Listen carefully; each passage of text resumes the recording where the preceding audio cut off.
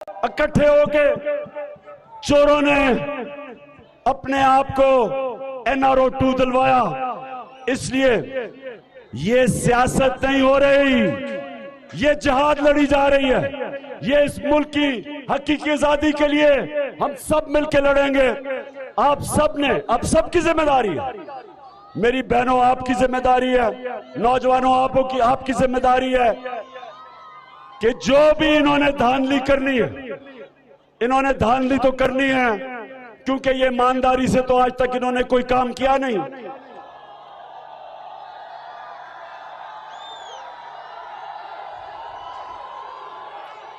Cricket match होता था तो नवाज शरीफ अपने अंपायर खड़े करता था।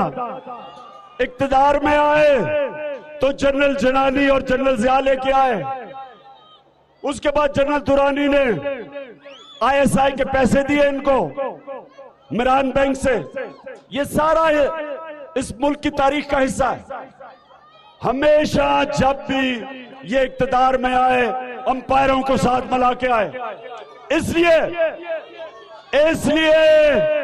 तैयारी कर लो। इनके अंपायरों के बावजूद, इन्होंने अंपायर साथ मिलाए हुए हैं, उसके बावजूद इंशाअल्लाह इनको हमने ऐसा फेंटा लगाना है, ऐसा फेंटा लगाना है।